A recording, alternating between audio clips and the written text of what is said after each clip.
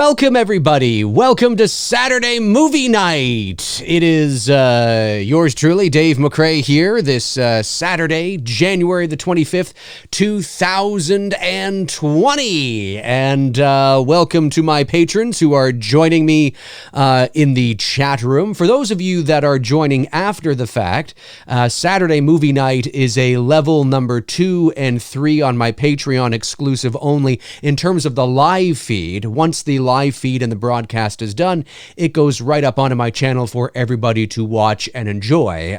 If you want to get in on the voting for which movie I give live commentary on once a month, I pick a Saturday out of the month, usually towards the end of the month, where we sit down as just a group of friends and watch a movie together. If you want to get in on the voting of which movie I watch, that's a level number 3 thing. But level number 2 and 3 patrons have access to join me and sit down and watch a movie. And every month I put up 5 films to be voted on.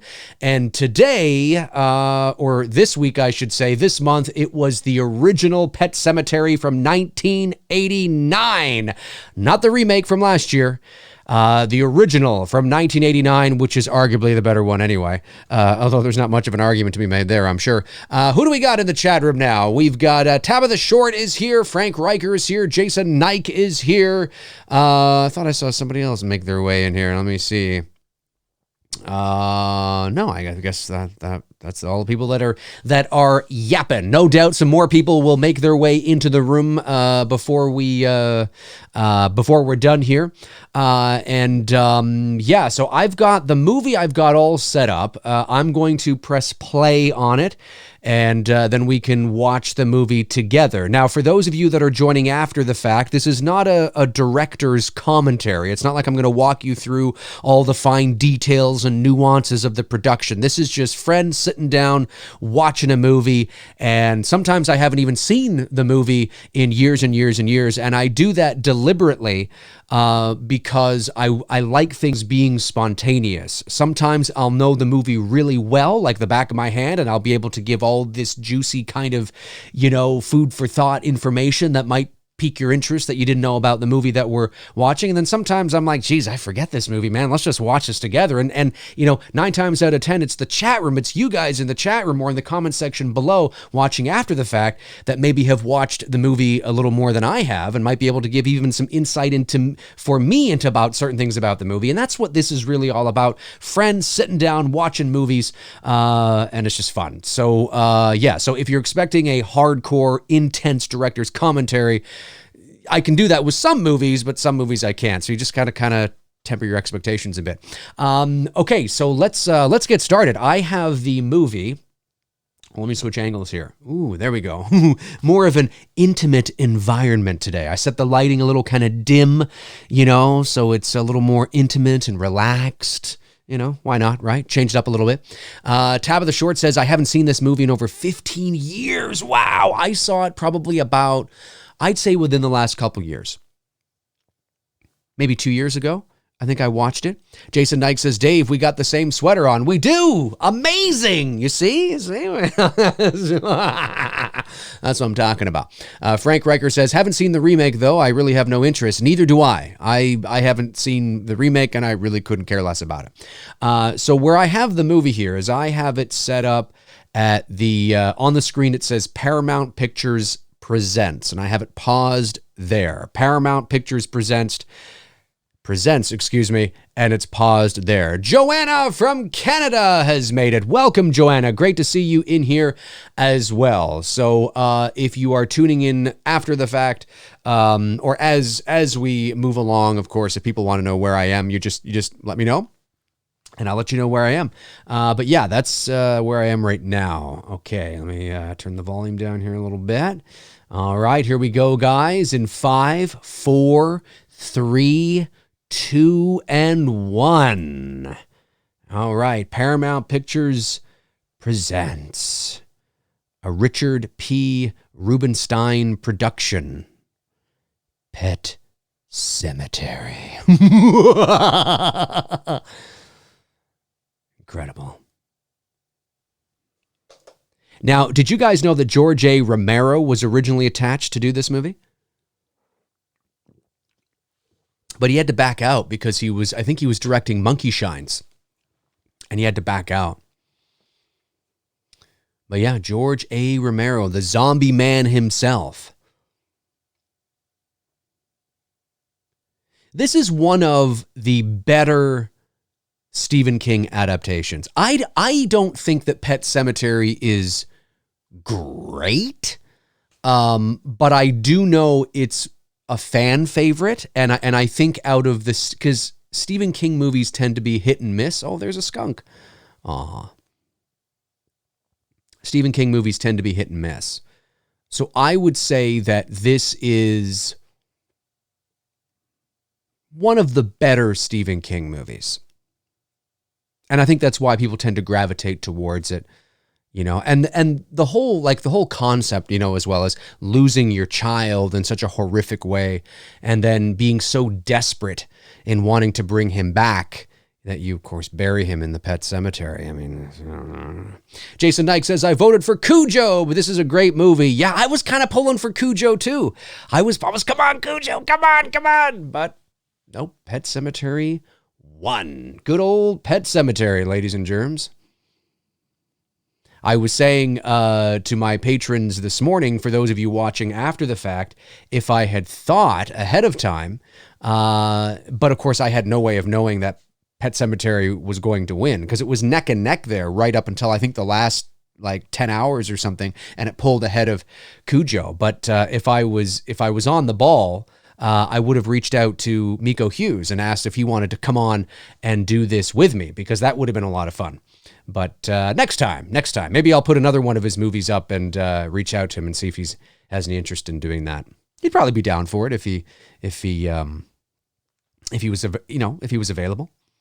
That'd be fun. Directed by Mary Lambert, who also directed the much less talked about Pet Sematary 2. So she did direct the sequel as well, which starred Ryan Furlong, believe it or not.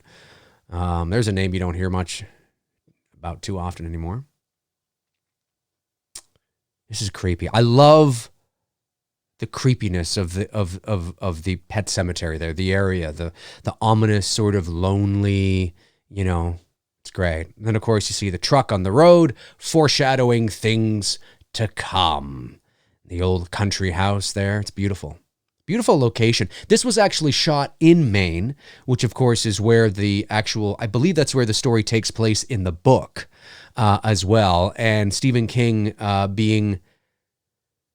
don't know, is Stephen King from Maine? I know he lives in Maine, and I know he has a house in Bangor.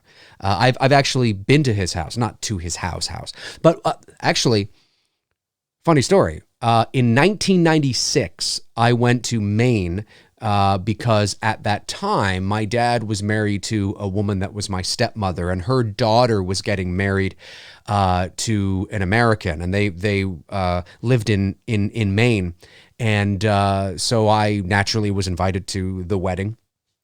So we drove from Ottawa, which is where I lived here in Canada, to Maine. It's probably about 8 hours or something like that. And it was a fun trip. I remember I was 17 years old, and we stayed in Bangor. And that is where Stephen King lives. Now, I don't think he lives there anymore, or at least he's bouncing between, because I think he wants to turn his house. I read that he wants to turn his house into like a museum, I think. Something like that. And anyway, at the time, 24 years ago, he lived there. And I was standing outside the gates. He has these big iron gates with these bats on top of his gates. And I'm standing there. And little Miko, he's so fucking cute in his diaper. I was standing on the outside, and he was sitting on his porch. I kid you not. He was sitting on... Now, the distance between the gate and his porch is probably like, 50 yards. I mean, it's not like he's right there, right? He's significantly back from the road. Maybe not 50 yards, but significantly back. And he was there. He was there. Yeah, you can kind of see, he was kind of behind a bit of, but he was totally there. Really cool stuff. Really cool. So anyway, so he lived there. Now, whether he's born and raised there, I don't know, but he lived there for years. And that's why he sets a lot of his books, most of his books, I think, are set in Maine. I mean, you have It, the fictional town of Derry, Maine, right? Anyways, this was shot in Maine.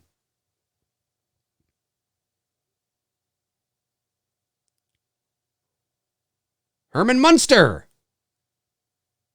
The two Utes.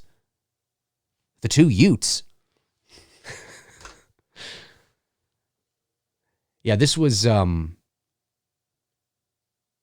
I believe as well, I think the producers wanted twins instead of one child for Gage. I think they wanted something like that. Something like that.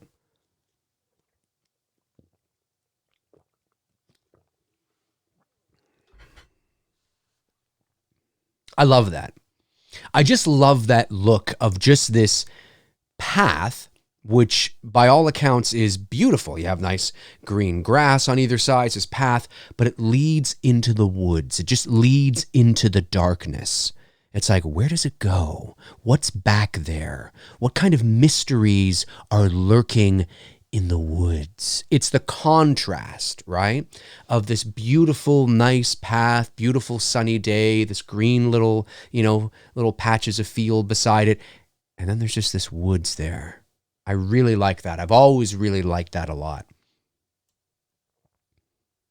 Really cool stuff. Excuse me. What's the chat room doing? Joanna from Canada says, I love everything about this movie except for the daughter, her acting. Didn't really bother me, but then again, I haven't seen it in a movie in a couple years. Frank Riker said, I wanted Duel to win. Think it was the only one that I voted for. Yeah, Duel Duel's a classic. That's why I put it on there. Yeah, we got to get Duel on here, man. Duel's just so great. We got to get Black Christmas on here, too. Of course, Tony and I just did a Black Christmas, so, Well, there's Church, the cat. Gray, smoky cat. Aw, little boom, boom, boom, boom, boom. The music is creepy, says Tabitha. Yeah, the music is good in this movie. Jason Ike says, you will be terrorizing Miko soon enough. I will. Yes, I will. In a few months, I will be tearing him to shreds. Or will I? Or won't I? Or will I just be playing with him? We'll see. We'll see what happens. Yeah, it's going to be fun. That's going to be fun. It's going to be fun to do that.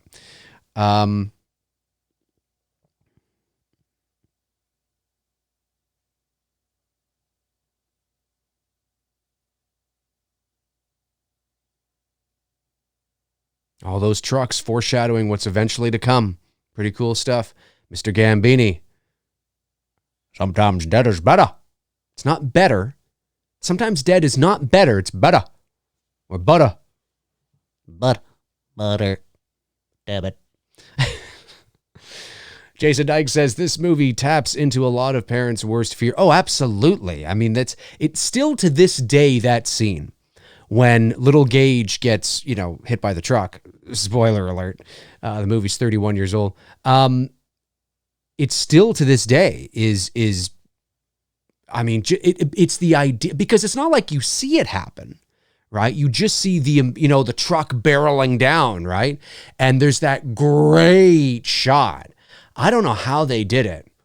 Because they would not have put the kid in unless it was the lens they used. Unless they used they might have cheated the depth of field a bit in terms of how far the truck is from Gage, because it's a great shot with little Gage in the foreground. You see the truck in the background barreling down. The child, Miko would not have been put in harm's way. Of course, this is why you bring him on here, and he might be like, no man, they fucking put me out there, man. Although when I was talking to him in what was it, in November, did we do that stream with Cecil? I think we asked him about that, and he doesn't remember much. He's like 2 here or 3, right? He says he remembers like nothing, So when he watches this movie, he's like watching it like, Now, there's definitely information he would have, but it wouldn't necessarily be firsthand information. It would be just accounts of what his mother would have told him or what he's learned over the years from people on the set and things like that. Because he's so young, he says, I don't really recall much, you know. And look how young he is there, just hanging on the guy's back.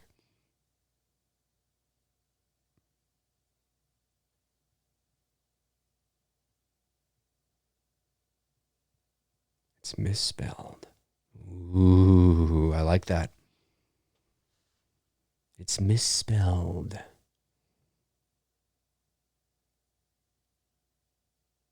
I wonder if, have you guys ever been to something like that? Like a real pet cemetery? You think one exists? There's got to be one, right? And I don't mean just in like, you know, in sort of tipping their hat to this movie or this story. I wonder if pet cemeteries were a thing. I mean, obviously people have buried their animals in their yards before and things like that. I mean, that's not uncommon, but I mean, a dedicated pet cemetery, that would be really creepy. That would be genuinely creepy for sure.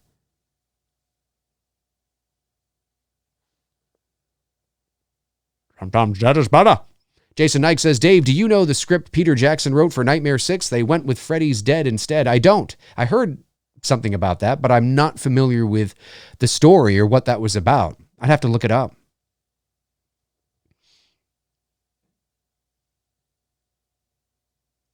He buried his dog Spot there in 1924. That's like 65 years ago. When this story's being told, when this movie came out, I should say. Frank Riker says Abbey Glen here in New Jersey is really cemetery for animals. So I didn't know that. Very cool. Yeah, I figured they exist. I mean, I and there might be a bunch of them even here in Canada. I mean, there could be, but I haven't myself come across one. I mean, like everywhere, there's a regular cemetery. You know, you can get to those pretty easily, but Pet Sematary, that it gets very creepy. And I love when he starts to go beyond, like, you know, there's somewhere even beyond. You know, he goes further to bury his son. Thirsty. Just to let you know, I'm at the scene now where Ellie and her dad are talking on the couch just after getting back from the pet cemetery.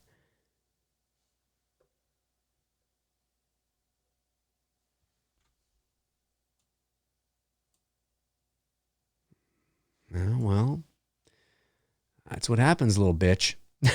No, I'm just... Aw, little church. That's what my Veda does with me. It's so funny. My cat Veda, she, you know, when we first got her, of course I bought her, you know, like the blankets and a cat bed and things like that. And she looks at me like, you know, but I put the cat bed on the couch. And she's like, why would I? And she looks at me as if to say, why the fuck would I sit in this cat bed when I have an entire couch? And then I put it beside me in my bed. And she's like, why the fuck would I sleep in a bed on a bed when I have this gigantic bed? That's why so she doesn't, she's never used a cat bed ever. Now she'll sleep beside me, but just, it's like her spot. Like, you know, the right side of the bed is her side of the bed or something, you know, it's just so funny. And then when my girlfriend's over, she sleeps obviously there, and Veda will go sleep in this kind of cat tower thing that we have for her. So it's just so funny how animals are sometimes. But it's true. Like, would you sleep in a bed on a bed? What the hell are you doing? I'm going to sleep in the bed, man. Come on.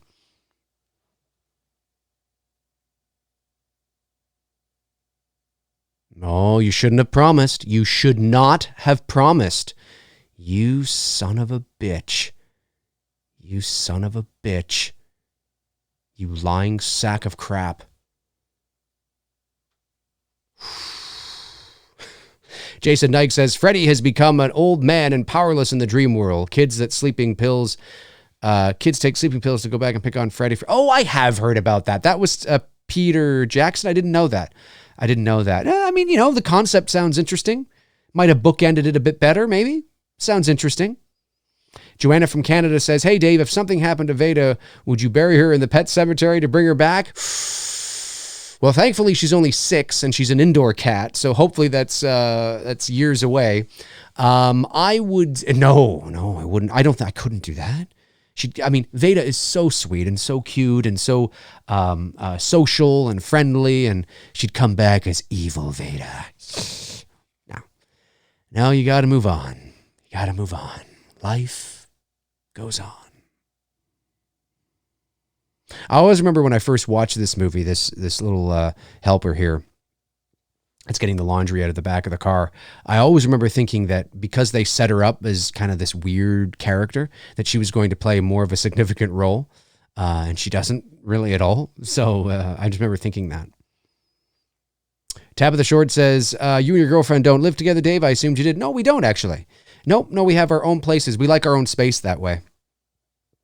And then it works well, because then when, it gives us time to miss each other as well, and then, get together, and it's more exciting that way. So, yeah, it's fun.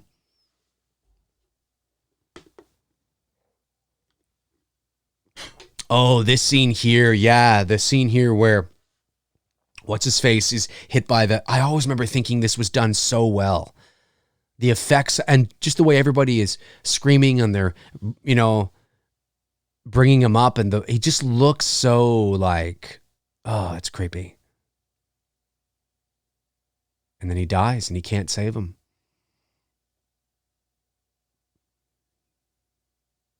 Yeah.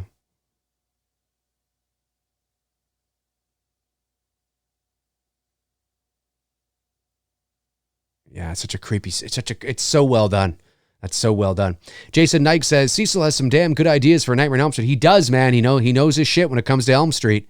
He certainly does. Frank Riker says, met Mary Lambert, the director, at a convention, and she stated with laughter that the 8 churches used were all assholes. That's why she likes dogs. I think cats can... I think oh, yeah, that's I love that. That used to freak me out as a kid.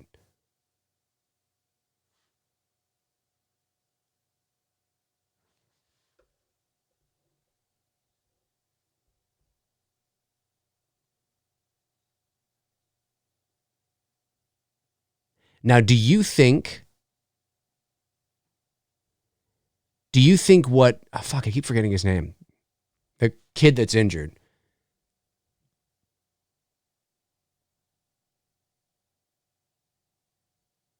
Do you think that he's really doing that? Or do you think this is just in the doctor's imagination? The dad. Yeah, like, do you think... Because I don't know, man. I'm not 100% sure that was... I think it's not actually happening. This is so creepy. This is so creepy right here.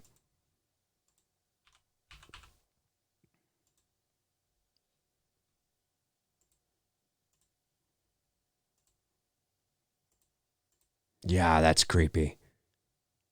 Oh my God, there's just something about, even to this day, that shot is so creepy.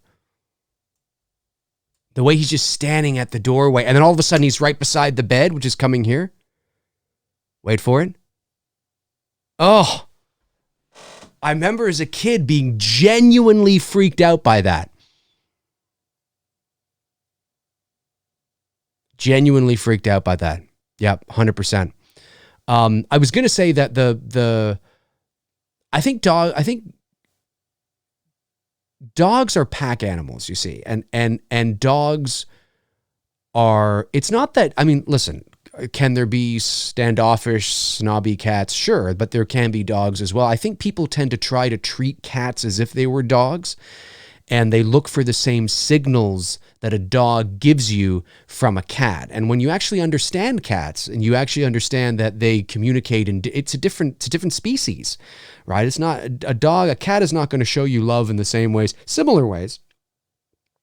But cats and dogs are very different. But if you really do give cats a chance and understand their behaviors, they could be great companions, great and very loving in their own ways. But they're not pack animals, so they're not vying for your they're not looking to be dominated in terms of alpha, right? They're not looking for that.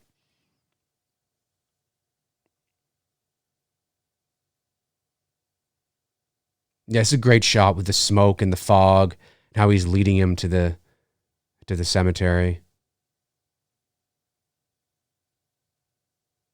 See, I believe that he's actually going out there to do this, obviously, because when he wakes up in the morning, he opens the blankets, throws off the blankets, and he's all filthy because he was out in the middle of fucking nowhere at the Pet Cemetery. But I don't believe this guy's actually there. That's just it's the manifestation coming to him because he feels guilty.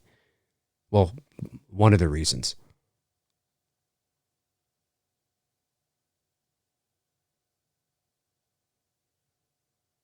That's a warning too. Definite warning. Denise Crosby is from Star Trek. Yeah, that's right. She was only on the first season, though, I think. Rick Michael says, I had a cat that looked just like Church when I was a kid. I named him Church, too. Did you name him Church because of this movie?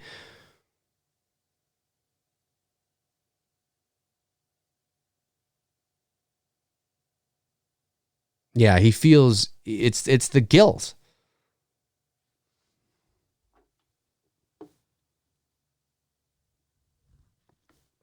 Was he sleepwalking out there? I don't know. Looks like he might have been sleepwalking.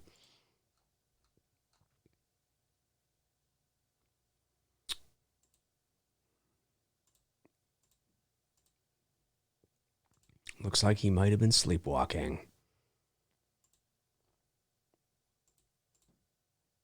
Yeah, I love this when he throws off the covers here in a second. It's like, what? Although if you look at it, his feet and his legs, like, what was he doing? Like, that's a lot. That's good, though. I like that.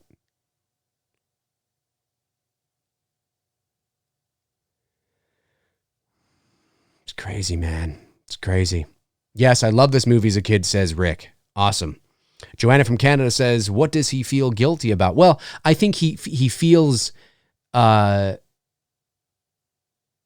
it's because he says there as he, curls up on the ground, it's not my fault. You were as good as dead when they brought you in, which he was, right? But I think as a doctor and there's a little bit of that sort of, could he have saved him? Was there something he could have done? That's part of it.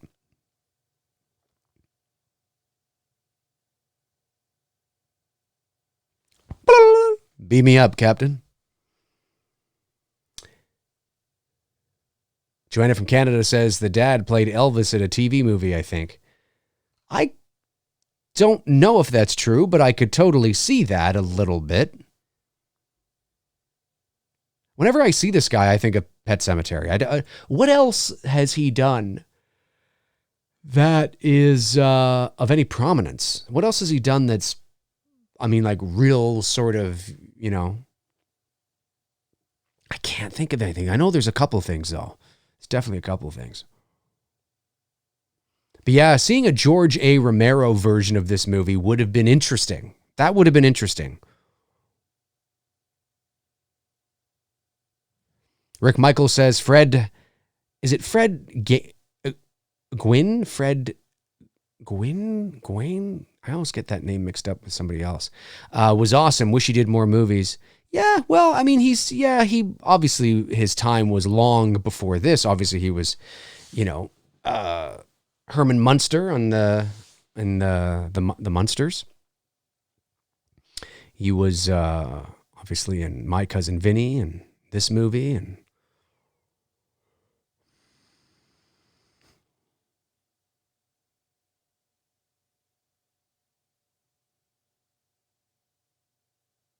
yeah, I understand what Mary Lambert was saying, that all the cats were assholes. Well, because the cats are not cats are more difficult to train, because that's why you'll often see cats in movies that are trained. They tend to be Siamese cats because they're incredibly intelligent and easier to train. Cats are not, they're not vying for your approval, unless they become, domesticated, and it's not in their nature instinctually, whereas dogs are pack animals, so they look to you as their leader, and they're constantly, you go, I don't know, Spike, come here. The dog's there like that. I could yell to my cat. My cat's like, yeah, I'll fucking come to you when I want to come to you. The dog will come to you whether it wants to come to you or not, because it wants you. You know what I mean? It's very different, very, very different. And in my experience anyway, not everybody, I mean, there are asshole cats out there. But I think for the most part, I've noticed that I think when people get cats, they expect it to be like a dog, in the sense of, oh, I just, and it's like, you can't, the cat's looking at you like, I don't get it. Like, I don't understand what you're doing. I've had cats most of my life. I love dogs, but I'm a cat person because I had cats when I was a kid. And I find that like Veda's incredibly affectionate and social and but very different from a dog. I mean, if Veda doesn't want to come, she ain't coming. She's not going to come. A dog, it doesn't matter if a dog can be lying down asleep, and if you call it, it'll come to you. Cat, no. Now, again, some cats might, right? But generally, they're different species. You have to approach them differently. Cats show their affection in different ways. Like cats blink. I don't know if you know this, but a cat blinks when it communicates. So if your cat ever, again, a cat might just be blinking because it's got something in its eye as well. But cat experts say that cats actually blink to each other in the wild, and cats don't meow to each other in the wild. Did you know that? They don't. They only meow to humans. They don't meow to each other. So they communicate. So the meow is not how they talk to each other. It's different. Yeah, it's fascinating. Cats are cool when you know how to handle them. So yeah, they probably were all asshole cats because they were probably like, what the fuck are we doing? I don't get this. Stephen King should have wrote it about a dog. It would have been easier. Joanna from Canada says, just hold out some kibbles and bits and the cat will come. Anything food, right? I mean, that goes for most animals. I think, you get the little treats. Most animals are going to come for food. Ain't that the truth? Jason Knight says the production design is great. It is good. Yep. And the practical effects, like that gore job they did, on the back of the head, and it was really good. Really, really well done.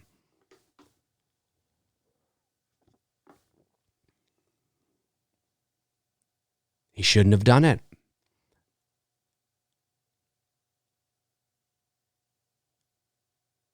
Indian burial ground.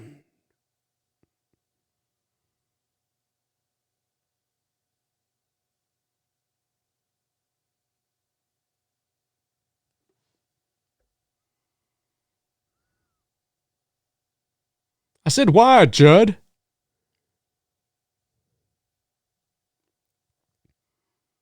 You know what's funny about this is that it's not actually the Pet Sematary where Gage or Church are buried. They're buried in the Indian burial ground in order for them to be brought back to life. So ironically, even though the movie is titled Pet Sematary, and there is a pet cemetery you have to walk through to get to this Indian burial ground, funny enough, it's not the it's not the Pet Sematary itself where they bury these people. It's kind of funny that the pet cemetery aspect of this movie, the actual pet cemetery, has very little to do, from what I can remember, of the actual outcome of this movie. Now, obviously, there's different layers of symbolism around that. I'm not saying, there's it certainly does, but has nothing to do with Church coming back. But I guess because you got to walk through the pet cemetery. And there was the pet cemetery that leads you here. The phone's ringing. The old 1980s landline phone ringing in the distance, walking from somewhere and then hearing it in a distance and running into the house. You see that a lot. Joanna from Canada says, I've definitely been woken up in the middle of the night by two cats screeching at each other, and it sounds like a death match. Oh, for sure. I mean, it's again, I mean, they can, but they have many different types of verbal communication, right? And but in terms of just meowing at each other, meow, meow, meow, it's not something that they tend to do. There's studies on this that you can actually read online that tends to actually be only a thing they do to humans to get their attention. Does that mean that no cat ever in the history of cats has ever meowed to another cat? Well, no, of course not. But it's generally, that's not, they don't do it. It tends to be actually a communicative thing for humans, which is interesting. And they have many different types of meows. Turtles and, and flutters and brrr and all that kind of, they have all different types of vocal. It's fascinating, isn't it? You know what I mean? It's really cool. And at 3 o'clock in the morning, they have bursts of energy and they run around your house. Jason Nike says, I can't help but think, what if Mrs. Voorhees buried Jason there? Ooh, maybe she did. I buried Church in an Indian burial ground, baby. That's right, I fucking did. That's right, he's gonna be back tomorrow and he's gonna eat you and scratch you and everything, man. This fucking doctor's losing it. He's losing all control, this guy.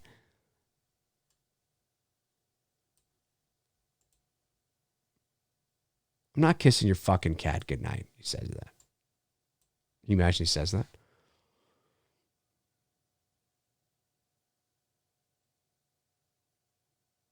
Yeah, Joanna, I think Ellie, the actor in this, I think she does a fine job. I haven't seen anything yet that seems a little awkward or anything, but that's me. I think she seems okay. Seems like a typical kid. I'm a big fan of these establishing shots coming down from a tree and then settling on our location. I like things like that.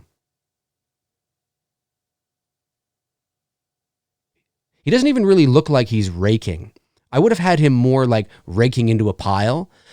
It looks like the direction because what did he actually do there? He was just kind of moving the leaves across the lawn and then just decided to walk into the garage. I guess maybe they're trying to show that he's not thinking. He's just he's got so much on his mind that he doesn't really know what he's doing, I guess. I could believe that, I guess. Yeah, I could see that. No, little church.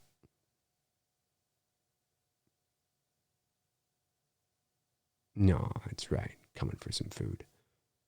When I was looking to adopt a cat, I wanted to adopt either a black cat, which I eventually did in Veda, or a smoky gray cat like Church. And those were the options. And then my girlfriend was the one that found Veda.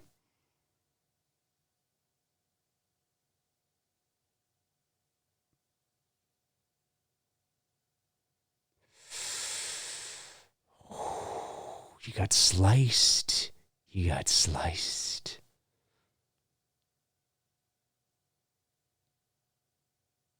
Sometimes dead is better. Well, if sometimes dead is better, why the hell did you what? If sometimes dead is better, come on. The hell you doing? Fucking piece of shit. Jason Nike says, I can't help but think, what if Mrs. Oh, I already read that. Joanna from Canada says, now he is really racking. You mean raking? Racking? Raking? Racking? Did I miss something? Maybe I missed something. Jason Nike says, Dave, I watched Enemy and Revolutionary Road recently. Good movies. Thanks for the recommendations. Oh yeah, great, right?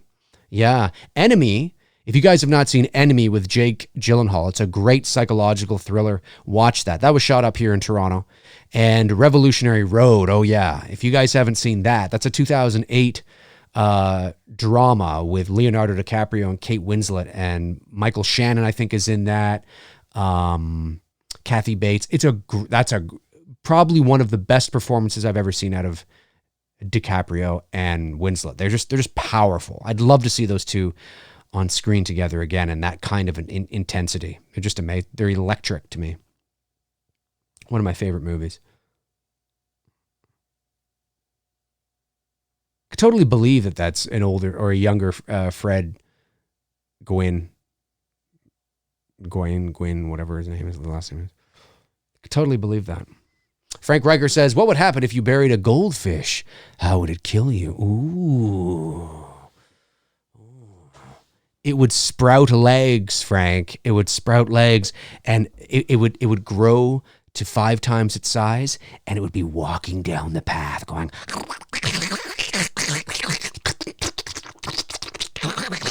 That's what it would be doing. It's like, holy fuck. Wouldn't that be just messed up? That would be creepy. Downright creepy.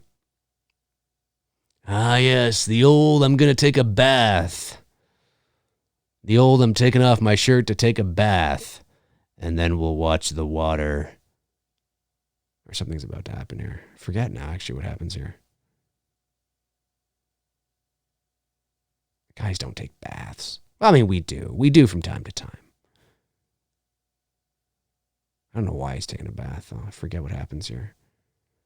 Oh, yeah, bath time. Doesn't the cat come in? God, I can't remember. That's awful. It's only been a couple years since I've seen this. Oh, right. The dead rat.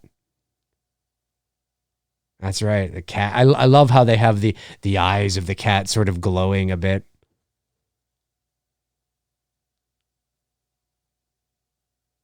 It's too bad in some ways. And I know it's not a big deal, but it's too bad in some ways that you are, because looking at how many times Church the cat had to hiss and growl, and presumably that's a real cat. The cat doesn't know it's acting.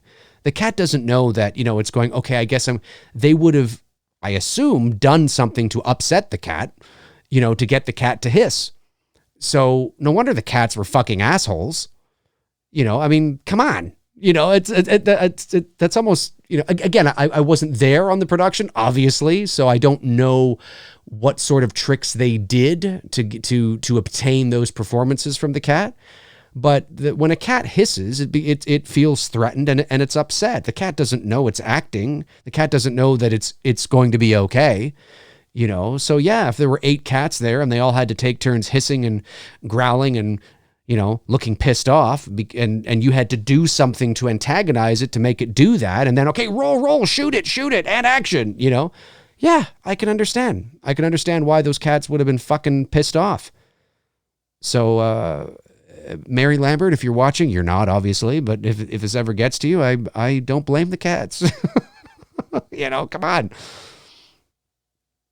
But again, I mean, maybe that's not what happened. Maybe there's different things. I don't know, but certainly those looked like real hisses and responses. Now the hiss might have been a sound effect added in afterwards. And certainly when the Church scratches Lewis on the face, it's Lewis, right? Yeah, I think so. Obviously that would have been added in afterwards because there was a cut there, and but there's a couple of times where you see Church go, like this, and it's like, you would have had to have done something to get it to do that. And cats are not like dogs. They don't, But who knows? I wasn't there. I was not there, ladies and germs. I ain't there. Joanna from Canada says the goldfish would evolve and grow legs. That's exactly what I said. That would have been amazing. Frank Riker says the goldfish is in the bath. Ooh, comes up through the drain. Yeah, she's going to kill herself. I got to say, and I say this with utmost respect, because obviously this kind of thing is awful, but and thank goodness I don't, but I can't wrap my head around if I did feel like taking my own life, I don't think strangling myself in that way. Oh, there's Stephen King. Stephen King, I believe, wrote the screenplay for this movie as well. He didn't just write the book, obviously. I think he had actually adapted it. But there he is. He's the minister here, or the priest, or the whatever this guy is. I'm not Christian, so I'm not religious, I should say. Not really sure. I think actually I am Christian. If you go back, I think I'm Protestant. But I'm not a religious person. I'm not practicing or anything like that. So I couldn't tell you. Priest, minister, pastor, whatever he is. That's Stephen King, ladies and germs. Yeah, the goldfish in the bath. That would have been downright creepy.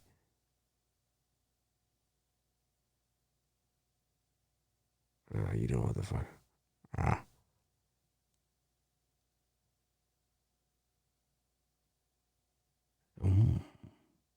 It's your card now.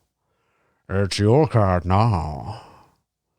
Louis, it's your fucking cat now. It's your cat now. He starts losing it. He's pulling out his hair and he's running naked. He takes off his clothes and he's running nude down the road. And everyone's like, what the hell is going on? He starts flipping out and leaping over cars and shit. I would have added that in there. Jason Nike says, and Cujo D. Wallace said, the trainer would use play toys. The dogs would go nuts. Oh, yeah, for sure. For sure. Yeah, I bet. Dogs are easy. See, dogs are easier to train in that capacity, though, because of their willingness and desire to be, to seek approval, to be part of that pack and to want to please their owners or the representation of who is alpha in that environment. Cats are predators. They're not pack animals. So they don't care. They don't really care. They're not, that doesn't mean that cats can't evolve and haven't evolved to become domesticated and become great little pets and have their own little, personalities and show you affection in their own ways. But if the cat doesn't want to come over to you, it's not going to. You know what I mean? The cats are different, but they're great. They're a great different. You know what I mean? You just gotta approach it differently. It's a different animal, right? They're not dogs. It's like, you wouldn't expect a dog to meow, so why expect a cat to bark? I mean, they're different. Ooh. See, she wants some right now. She wants some sex.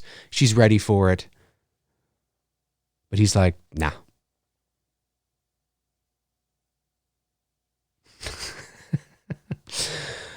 Frank Riker says, church says to Mary Lambert, what's my motivation? That's right. What's my motivation here?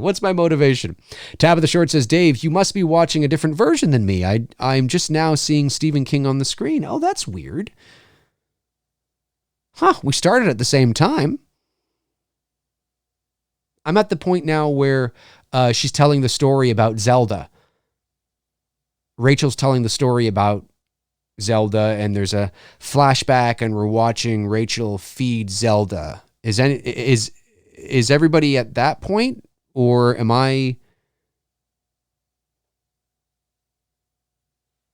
Who's at the point where Rachel's telling the story about Zelda?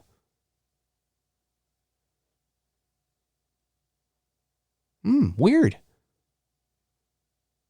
The dad and the daughter are on the couch together. Well, that's fucking weird. I'm with you, Dave. Rick Michaels is with me. Okay. Jason Nike is with me. Maybe it's just maybe there's a slightly different version. Wow. Well, that's okay. That's all right. Hey, if I finish, before you or whatever, you just let me know where you are, and maybe I'll go back to that. See if I can go back to that. That's so strange. You had to fast forward. My apologies. Yeah, I'm at the point where,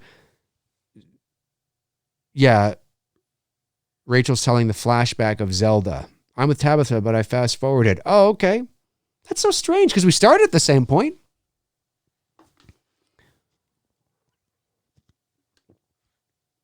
I'm there. Frank's there. Okay, cool. Yeah. Cool.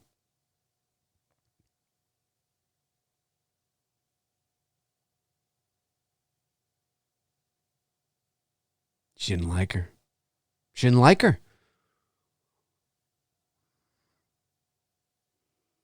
I love the fact that they casted a man to play Zelda.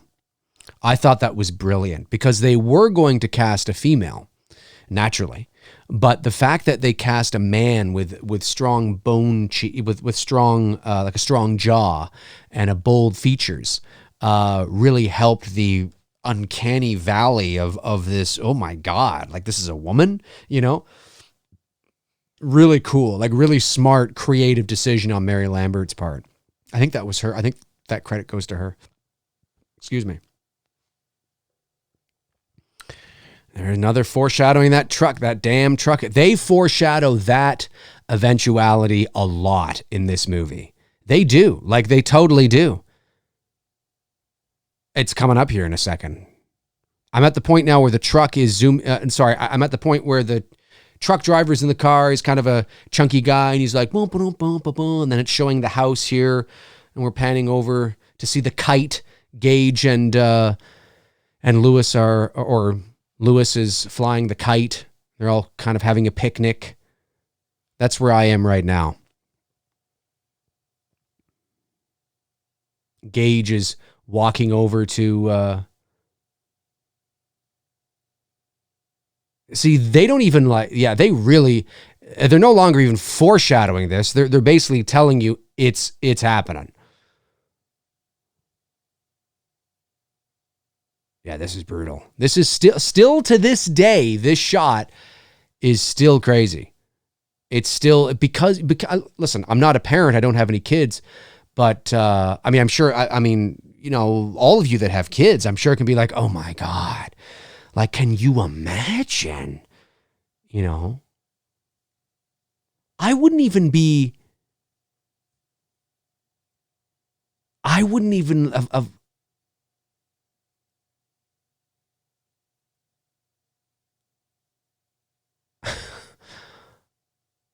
yeah, this is great.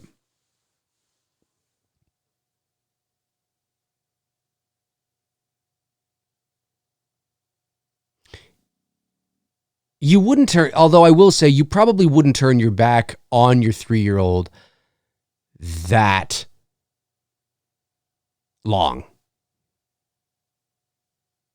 Here it is. Here it is. Get the baby. Get the baby. One of the greatest moments in 80s horror right here. Look at him running. It's fucking Tom Cruise running there. Watch this shot now. Watch the shot. Look at that shot right there. How on earth they achieved that shot, I don't know. And just the shoe with blood on it and the truck all like killed. Great.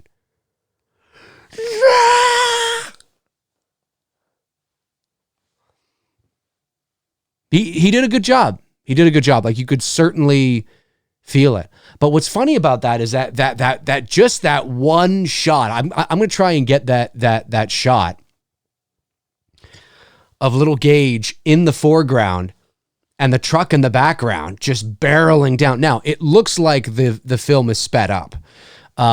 So that the truck may have been, so he actually may have been out there and just moving very slowly, and everybody was sort of around. And then in post, they just sped it up. You know what I mean? And it worked because of the effect they were going for. You can tell the image is sped up, but it's not like they're trying to hide the fact that it's sped up. It looks like, and again, I could be wrong on how they achieve this, but it looks like it's sped up, but it's for the effect. You know, it actually complements the cinematic effect that they're going for, the intensity that they're going for, you know what I mean? And it works well.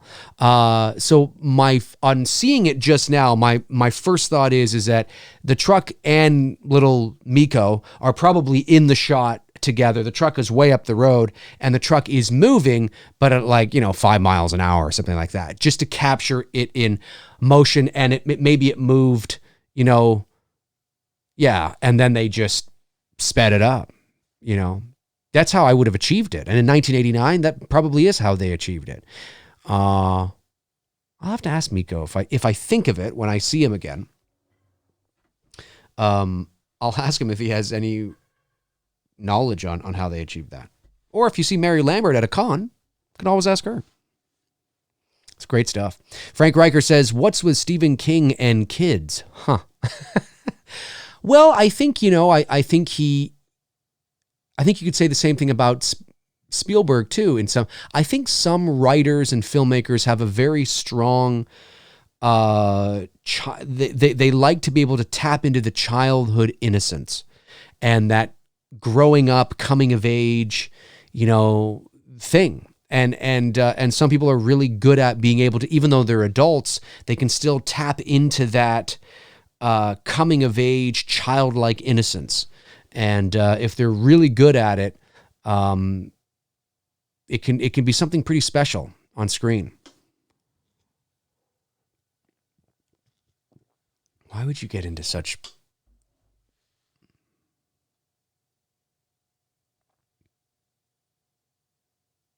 Look at this guy. You know, fucking holy yourself, for fuck's sakes.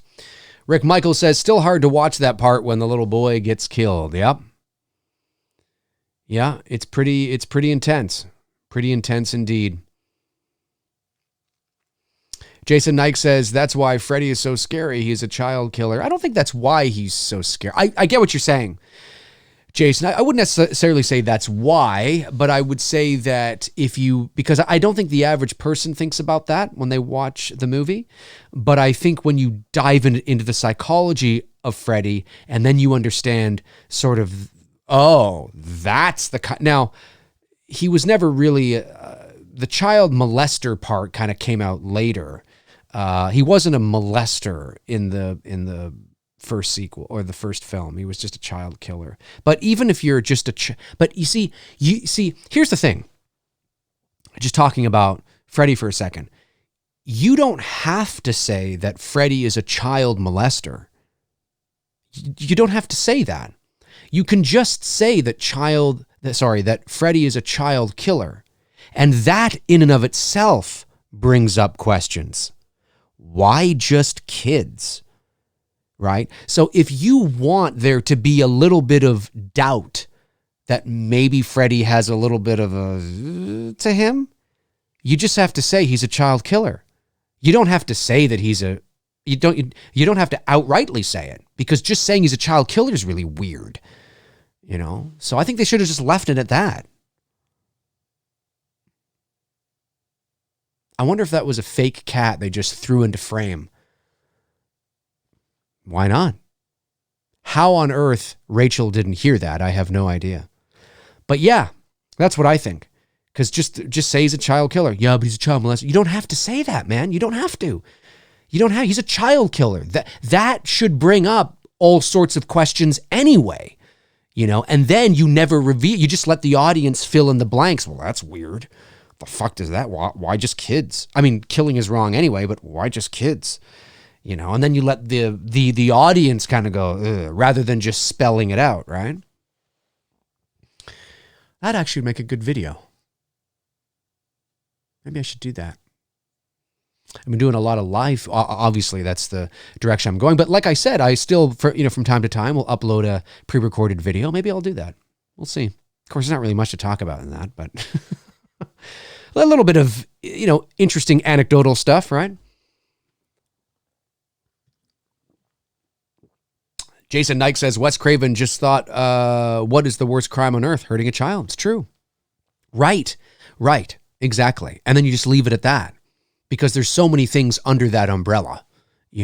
Once you're a child murderer, you don't need to spell anything else out. Whether you're a molester or not, you probably were. I mean, if you got your kicks, more, you don't need to say it, It's more mature that way in terms of the writing to not say it, because you don't have to. He's a child killer, for Christ's sakes. It kind of just already hints and alludes to that just by being a child killer, Oh,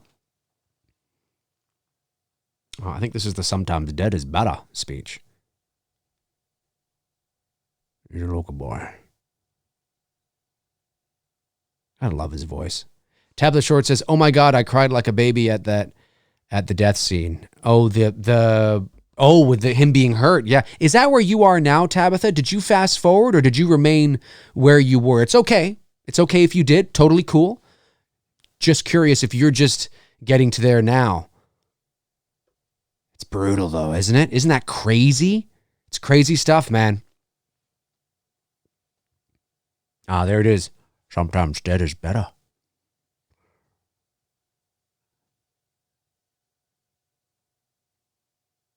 That's right.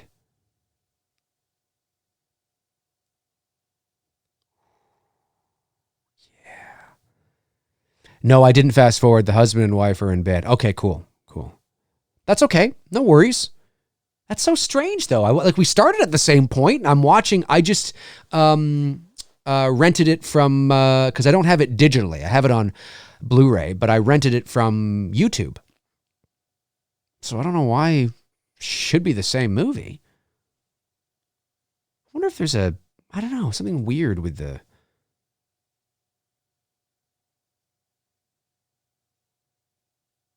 That's right. See, it's one thing to bury an animal, right? But when you start burying humans, that's when, Fred is like, hang on a sec here. Like, sometimes dead is better. You can bury your fucking cat. You want your cat to come back. You want your dog to come back. Okay. It's going to be fucking hell, but okay. But you bury a human, that's a whole different thing right there. A whole different thing. Excuse me. Tabitha says, I'm a first-time mom with a 5-month-old boy. Yeah, see, that's what I'm talking about, right? So those things, even though this movie's 31 years old now, that scene just... And the fact that you don't have to see anything. All you have to see is this little innocent boy and that transport truck just barreling down on him in the ways that they shot it. And it's like, oh my God, like even I don't have any kids, and I've seen that scene, I don't know how many times. And still to this day, it's one of those like, can you imagine? Fuck, it's crazy, man. Rick Michael says it would have been awesome if Miko Hughes was watching it too. Yeah, that would have been cool. If I had thought of it, I would have reached out to him. And I would have asked him. I would have said, "Hey, I got Pet Sematary in this mix. If it wins, would you be up for it?" And not to say that he would have, but he might have. I could see him saying, "Yeah, sure, he'd be down for that for sure." Next time though. Next time I'll put up, I don't know, Kindergarten Cop or Wes Craven's New Nightmare or something, right? Maybe I'll do that. And if that wins, maybe I'll get him on here to give some commentary. That'd be a lot of fun to do.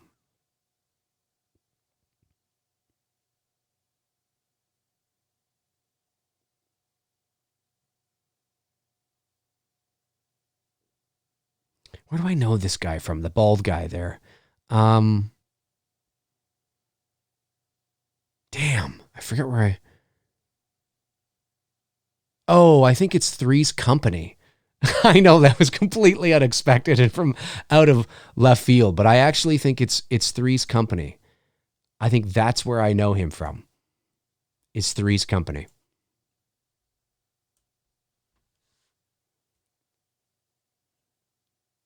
No, you got to go away, baby, because I'm going to bury your dead brother in an Indian burial ground so we can have him come back, okay?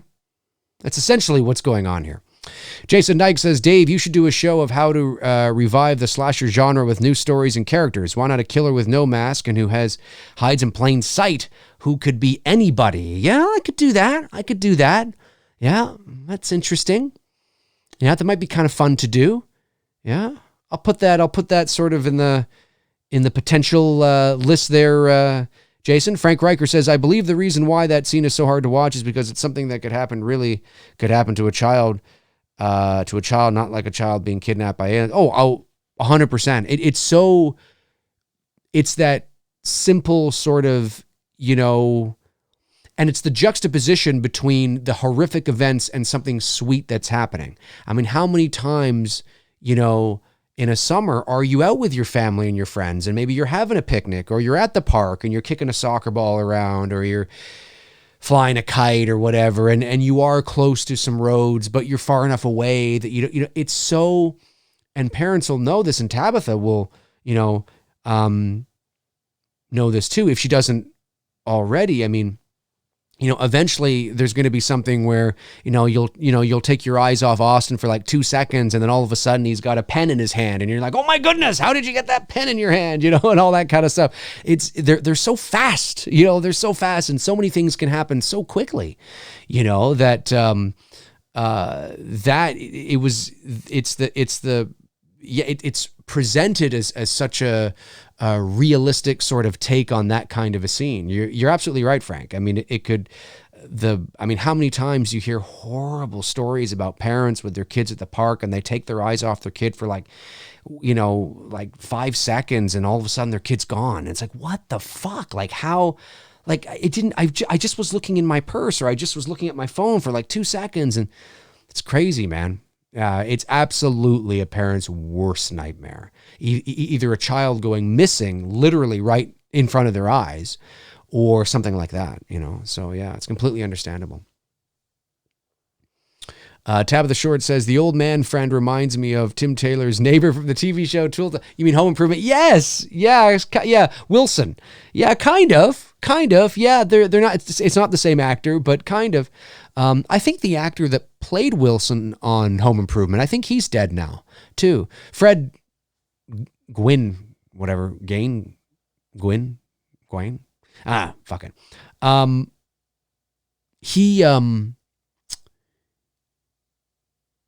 He died too a few years back. Hang on one second. Hey, Google. Oh, wait, what's his full name? Who plays Judd Crandall in Pet Sematary? Judd Crandall was played by Fred Gwynn, Richard Gwynn, and Matthew August Farrell. Gwynn, Fred Gwynn, not Gwaine. Gwaine. Why did I say Gwaine? Gwynn. People watching after this will be in the comment section. Gwen, it's Gwen! It's Gwen!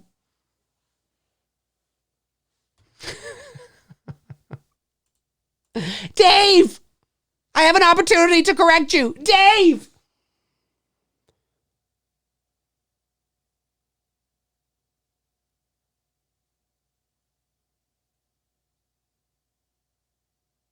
Yeah, it's creepy. What are you doing, man? Don't do it. Don't do it. Don't do it. Oh, fuck. He's doing it. There's that 80s landline ringing. Jason Nike says, Dave, did you see Backcountry, the couple who are being stalked by a black bear in one of the Ontario provincial parks? Is that is it a documentary or a feature? Or I haven't, by the way. I haven't. What do you think of Fred Gwynn as an actor? Something cool about him I love to watch. Oh, yeah, he's cool. He's cool. He's got that gravitas and that old wise. Yeah, he's cool. He's cool for sure. I loved him in My Cousin Vinny. And, of course, as a kid, I used to watch The Munsters.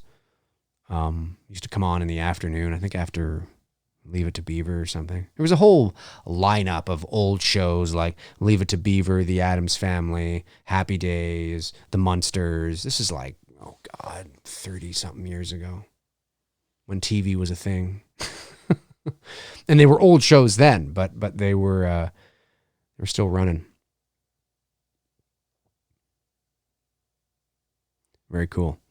Jason Nike says, real movie on Netflix. Oh, okay. I'll have to check it out. I have not. I'll have to check it out. Frank Riker says, now we have to worry about our kids going near gorilla pits and watching for alligators at Disney. Nothing. Yeah. Isn't that crazy? Man, I remember hearing about that was like, what, a couple years ago now? That's so sad. It's just, and really it's not, I wouldn't even say that's Disney's fault. I mean, Disney World is for anybody who's been there, I mean, it's a real, now how the alligator made its way in, I mean, it happens. I mean, you're in Florida, you build swamps and lakes and shit, and you're in the middle of I mean, It's just unfortunate. It's really unfortunate. Yeah, it's just, and I don't think it's ever happened before, and it hasn't happened since. So I mean, it's just an unfortunate accident, one of those things, you know. But and I think too, it's because it's against the backdrop of Disney, you know, the most magical place, family, children, you know, and then that it seems like it's extra bad when it's just like, if this had happened at any other resort in Florida or something, you'd just be like, oh, that's awful. But it doesn't have the Disney angle to it.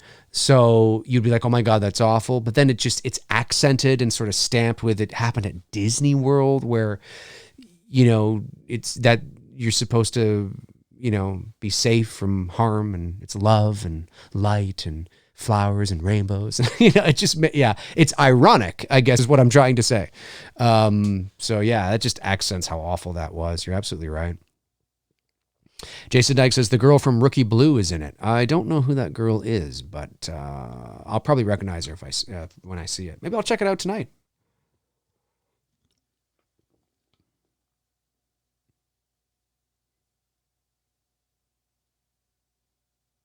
He feels so guilty because he was unable to save his son. And see, he was the one that took his eyes off of his son. He feels responsible for his son's death in the same sort of way that he felt responsible for, what's his face? God, I forget the guy's name now. The guy...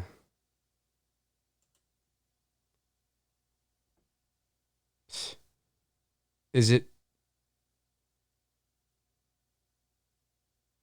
that him? Brad Greenquist? That kind of looks like him. No, that's not him. Is it? Yeah, it is totally him.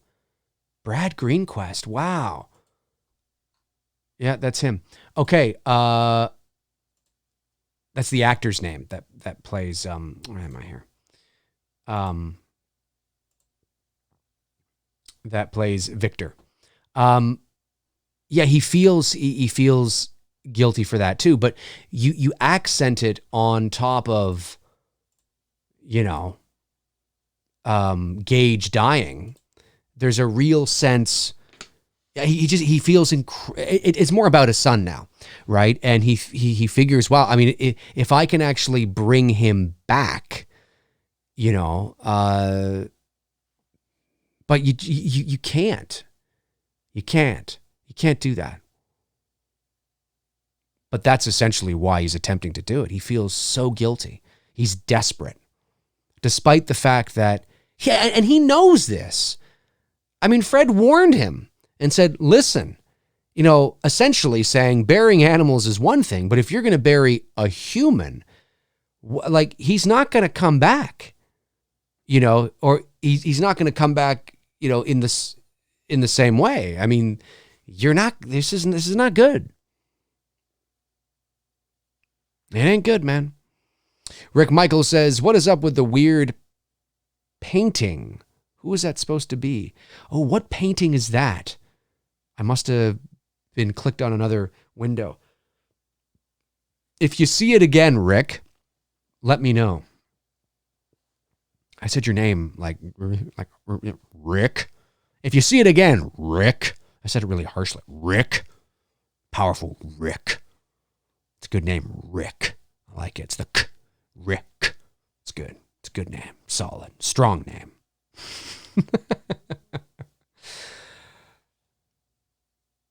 Carrying little dead Gage. Obviously, he's not really carrying anybody, but he's desperate.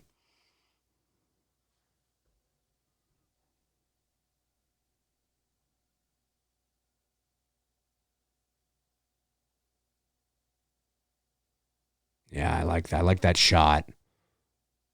All the fog as he's walking through the woods, and look how that shot's backlit too. You just see his silhouette, and a tree suddenly falls down, you know, creating an obstacle for him.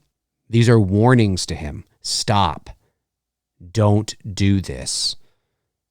but he completely ignores it, jumps over the tree and keeps going. I love how Victor is, again, he's not actually there, right? But he's there in the frame, in the shot.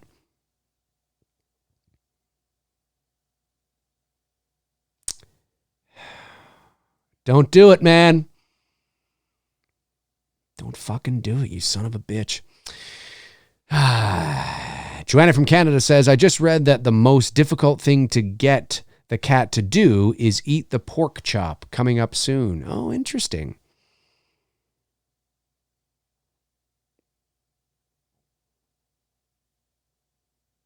Again, another warning. Another warning. Stop. That's interesting, Joanna. I didn't know that. That's pretty cool. Fascinating.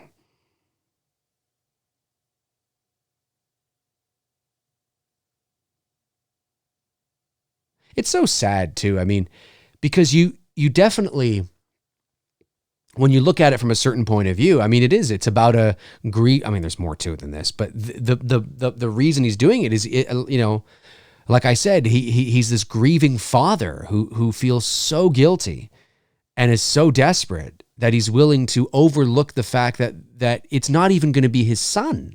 Like, that's the thing, is that was the warning too from Fred, is that it's not it looks like your son, but it's not your son. If your son is, it's different, the son that you knew, even though he was only 3 years old, the Gage that you knew would cease to exist. So don't do it.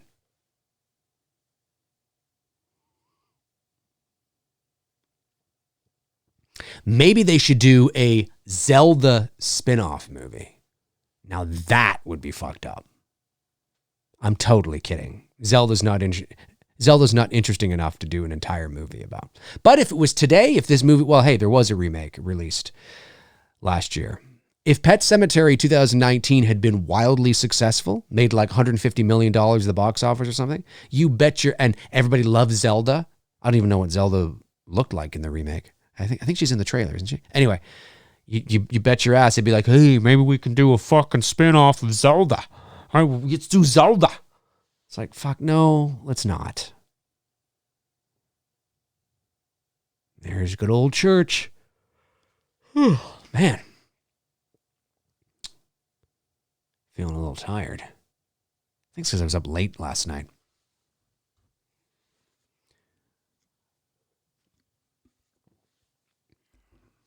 Hey, you know what? I'll take a photo right now and I'll post it, because I'll post it to the community section on Patreon in after the stream. So let's do this.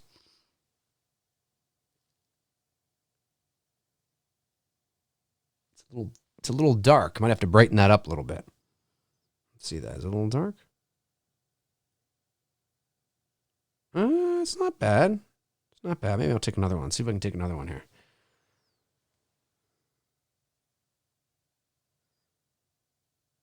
Oh, that's a bit brighter.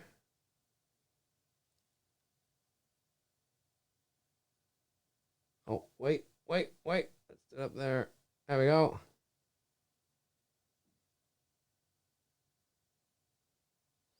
How'd that one work? Yeah, that's all right. I'll post that to the community section after we're done here. Jason Nike says, I want to see a Silver Bullet 12-episode treatment. Ooh. Hey, did we just pass the cat eating the pork chop? Damn it. I wanted to see that. Oh, well. Little Gage. I love this silhouette on little Gage coming into the room here. He's back, but he's not your regular. He's not. Now, in this movie, they actually switched between Nico and actually they actually had a doll at certain points. I believe, anyway.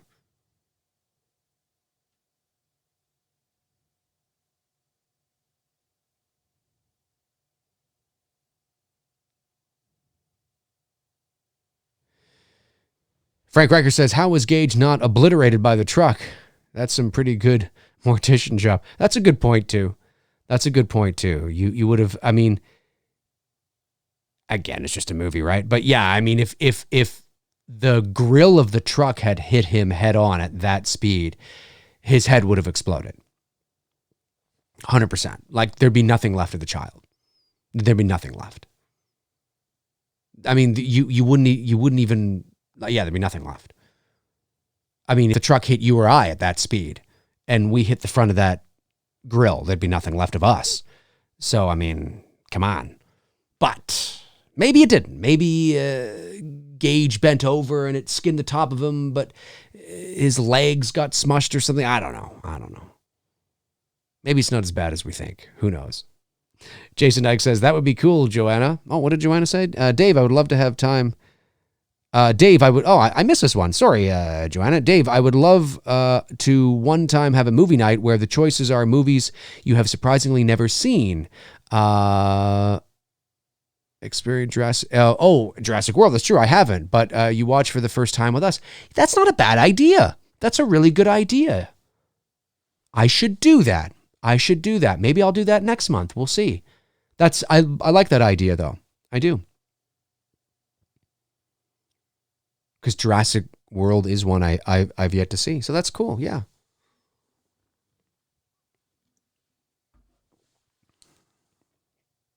This scene always got to me as a kid when he slices basically the Achilles heel or the back tendon on Fred's foot. And I just, the way it's done, I'm always like, oh man, that would hurt. Damn, that would hurt. Like full on.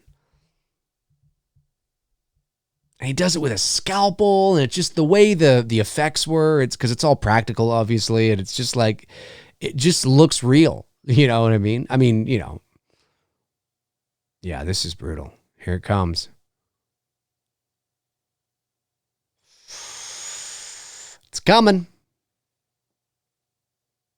It's coming. Here it comes.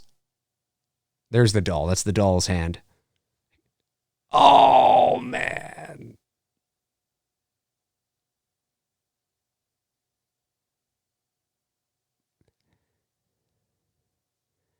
I love the way they did him up.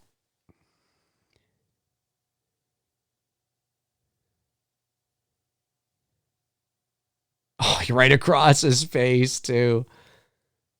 There's no way that would happen. There's no way you would do that. But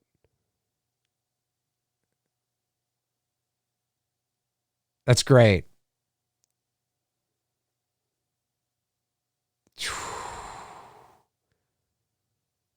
And this is the kid you want? This is your son? You're so desperate that this is the person you bring back? And how ironic is it that it was a truck driver from the same company, I believe, I stand to be corrected, that ended up being the one that brought Rachel home. Do you know what I mean? That's ironic in a lot of ways.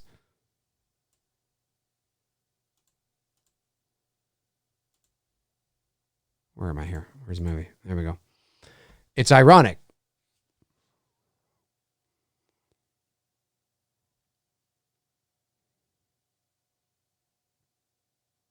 But I like that. I like that they did that. Gage? That's just not possible. It can't be. Oh, it is. Joanna from Canada says, I don't think we missed the pork chop. I hope not. I don't think we missed the pork chop. Just that sentence out of context. I don't think we missed the pork chop. Hey, I just want you guys to know, I don't think we missed the pork chop. Okay? Pork chop? Yeah. It hasn't been missed yet.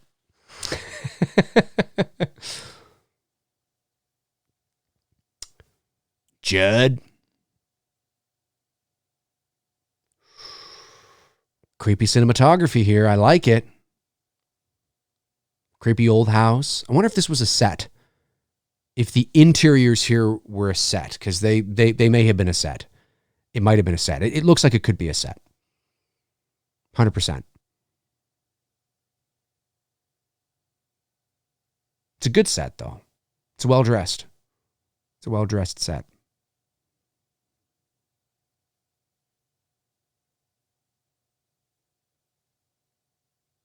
See, she thinks she's hearing Zelda. I think, anyway, right? I think that's what that's supposed to be. Because you see, deep down inside, Rachel feels guilty for Zelda as well. Now, she says she's suppressed that guilt that she's had over the years, which obviously came out in that scene between her and Lewis and how she felt about that. Both Lewis and Rachel have things in their past that they feel guilty over. And it's sort of it's rearing its ugly head here, which is a big part of this story in many respects. Because there's Zelda there, right?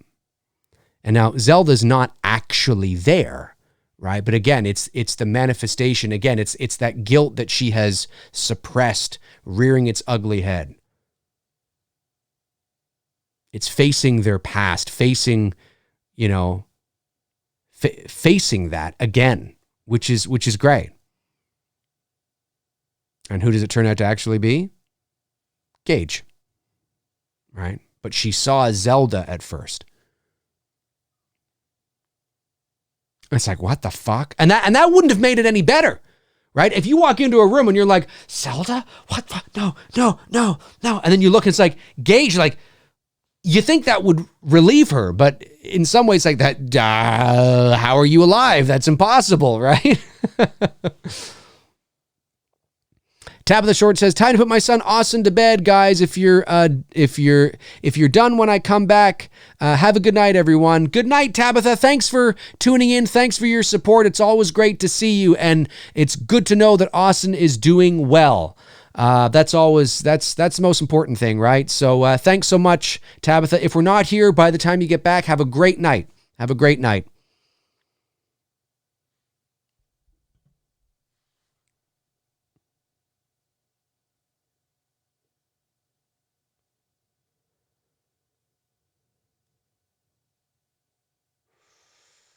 I don't know, man. His scalpel's gone.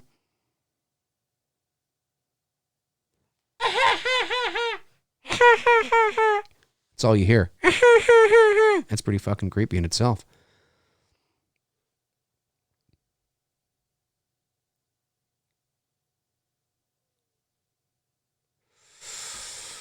Man. I love the truck that's sitting there on the counter as well. Again, it's Gage's toy, right? Ironic that he was killed by anyway, there's a lot of symbolism in this movie, which is really good.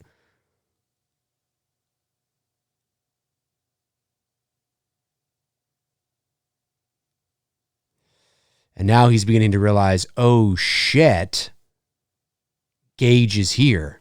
Oh, I think my camera is sputtering. I don't know why my camera does that sometimes. Let me get rid of my camera. Actually, you know what? Maybe I'll hold off and see if it's okay. Sometimes if I just exit out and put the camera back up, it works. Looks like it's okay at the moment.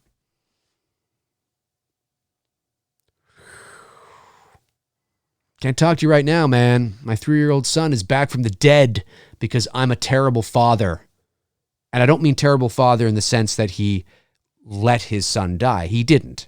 I don't mean that kind of terrible. I mean the fact that you actually dug up your son and buried him in the fucking thing. That's not something you need to do. Yeah, my camera is kind of being funky. Here, let me do this. Da-na-na-na. Dee-dee-dee-dee. Ba-ba-ba-ba. 1 second, guys. Coming back to you. Coming back. Coming back. Coming back. Okay, and I'll do this. And this. And there we are. Oh, uh-oh. 1 second. And do this. There we go. And down like that. There. think that worked.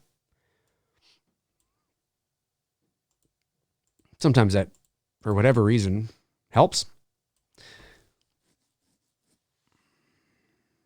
Ah, here comes the pork chop. Good old pork chop. There it is, the pork chop scene.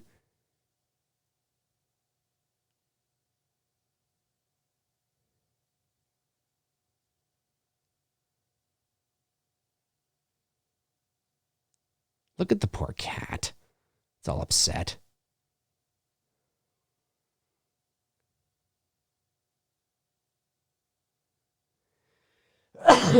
Excuse me. I'm gonna sneeze there. I think I might do it again.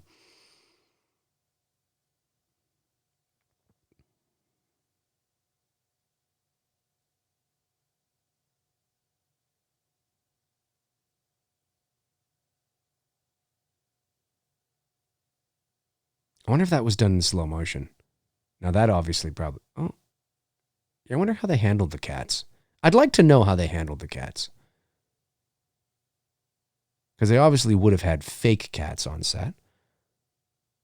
I mean, that looks like a real cat. The way he's handling it. It looks like a real cat that's dead. And I don't imagine they did that. I'd love to know the backstory on that. That's interesting.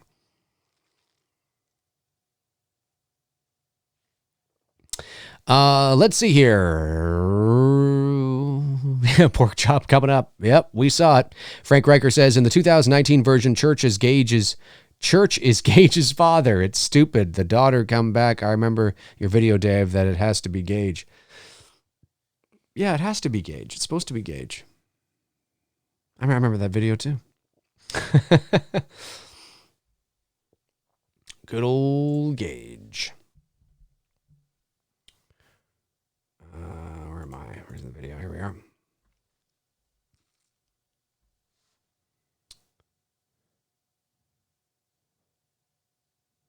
Again, it's as if he's not seeing. Both Rachel and Lewis are not seeing things for what they are. There's mixes of reality in there, right? But they're also seeing other things surrounding that as well, which is I like the way they do that.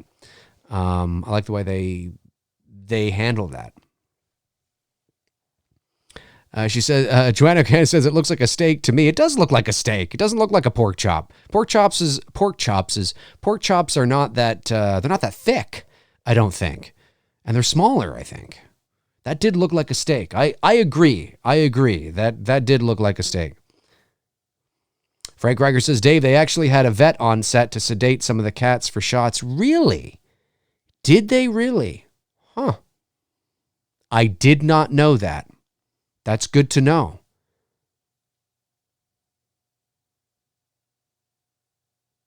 That's so funny they did that. That would never fly today.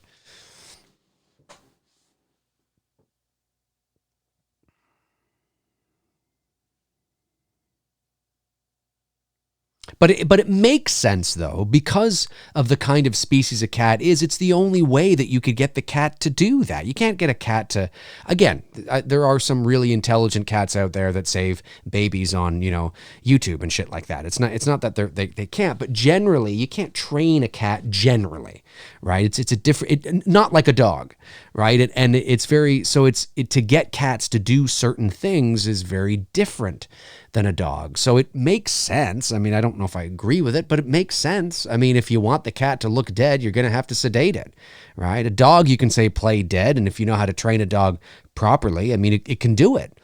But a cat, that was great. When he lifts the blanket up and you see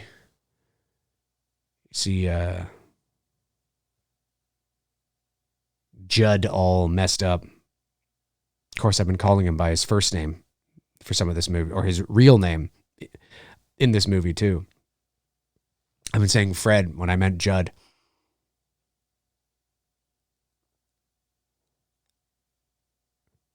I love how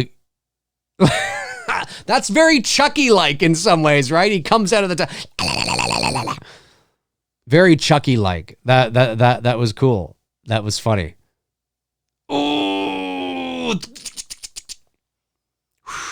Woo!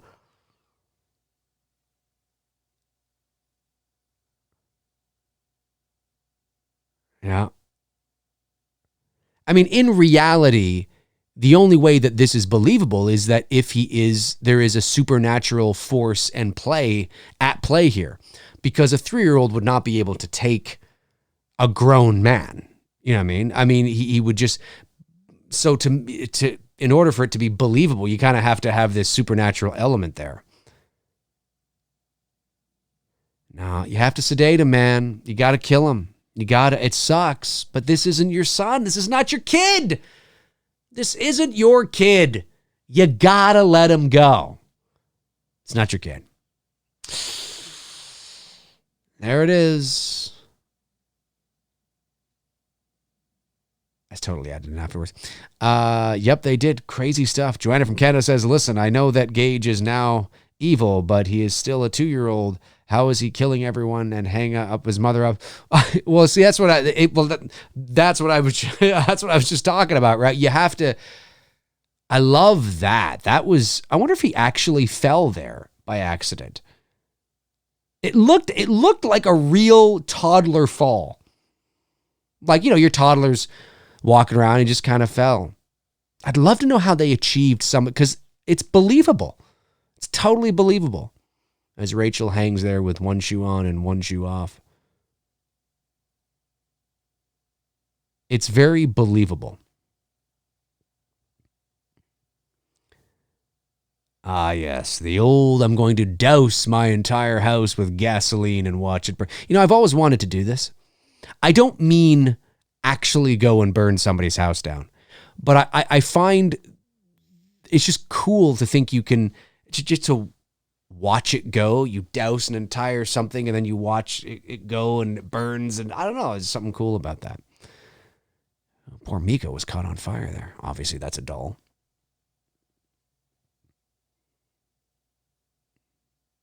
Does he go back? I think he buries his wife there too, right? Yes, he does. That's right. He still didn't fucking learn his lesson. I forgot about that.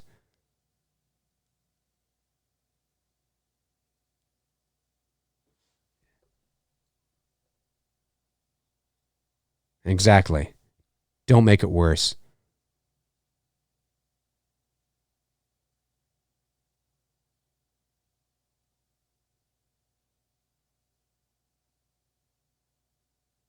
She just died a little while ago. Lewis, don't do it. Don't do it. What are you doing? See, this is the problem.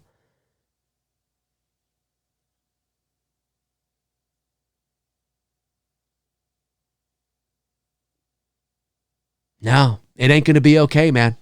It ain't going to be okay. Frank Riker says, Dave, without seeing the remake, do you think John Lithgow would do a good judge? I think so, yes. I thought that was a good casting choice for that role, for sure. Joanna from Canada says, there is something weird going on. I keep having to fast forward as if you are a step ahead. Weird? That's so weird. That happened with Tony and I on Two Dudes and Some Bullshit a couple of weeks ago. And yet we're watching the same movie. I haven't touched anything. I've just let it keep going. That's so strange. Frank Greiger says, Dave, you have to ask Miko if the vet ever gave him sedation. I will ask him that. That's funny. I will definitely ask him that if the vet ever gave him sedation. Somehow I think that's not likely, but you never know. Depends what kind of how method Miko's mom was. Jason Dyke says, Dave, do you think Hollywood is taking notice of the popularity of fan films? I think there are certain people in certain circles at the Hollywood level that have. But I wouldn't necessarily say they're taking notice. It depends. It depends. I think they have. I think they have noticed some. Yeah. Where that goes and what that means and what they do is who knows, but I think they have to a certain point. Here she comes. She's back. But it's not her. Well, it is, but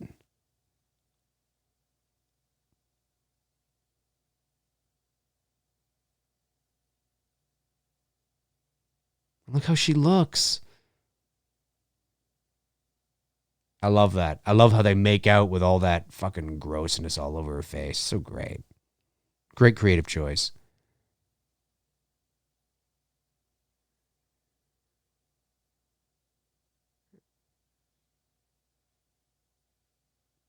Okay, now you see right there how you have this rock music? Well, I guess it's a bit different because of the kind of movie it is. I wouldn't have ended the credits with this piece of music because it immediately takes you out. Whatever you were feeling at that moment, it immediately takes you out of it, right? And 80s horror movies did that a lot. This wasn't that bad, though.